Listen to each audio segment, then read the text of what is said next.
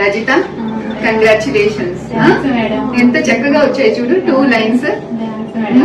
40 years, పెళ్ళై 12 years అవుతుంది. చాలా సార్లు IUI ఫెయిల్ అవుతుంది. IVF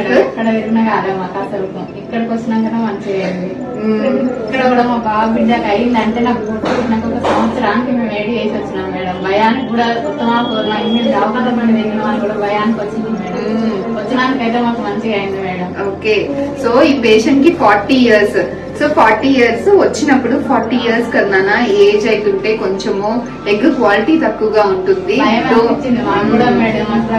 డోనర్ కి ఏమైనా వెళ్తారా అంటే అస్సలు ఆహా లేదు, నా ఎగ్ తోటే నాకు చేయండి మేడం అని అన్నారు. సో తీస్తే 8 eggs వచ్చాయి, అందులో 7 మిక్సబుల్ క్వాలిటీలో ఉన్నాయి. మిక్స్ చేస్తే 2 babies వచ్చాయి.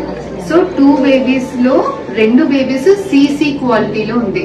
సో చాలా మందికి డౌట్ ఉంటుంది కదా, CC క్వాలిటీ ఎంబ్రియోస్ తోటి ప్రెగ్నెన్సీ వస్తుందా, ఏ క్వాలిటీ.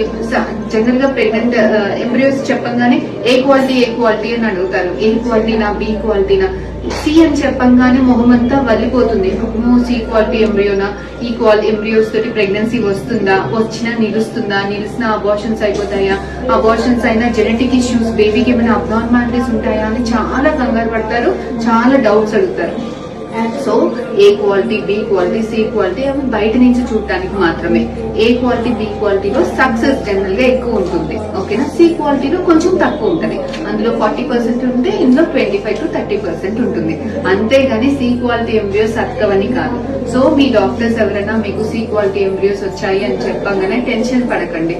సో కొంచెం సక్సెస్ రేట్స్ తక్కువగా ఉంటుంది, అంతేగాని పడేసేయాలి ఎంబ్రియోస్ పనికి రావు అట్లా ఏమీ కాదు.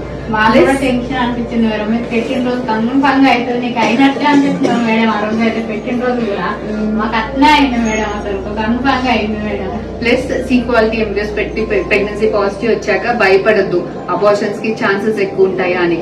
సో క్వాలిటీకి అబార్షన్స్ కి ఎటువంటి ఛాన్స్, ఎటువంటి సంబంధము లేదు. అబార్షన్స్ అనేది జెనెటిక్ కంటెంట్ బట్టి ఉంటుంది, అది మనం గ్రేడ్ చేయట్లేదు. సో ఏ క్వాలిటీ ఎంబ్రియోస్ కైనా అబార్షన్ రిస్క్, అబ్నార్మాలిటీస్ రిస్క్ ఒకటే ఉంటుంది. Okay, congratulations once again.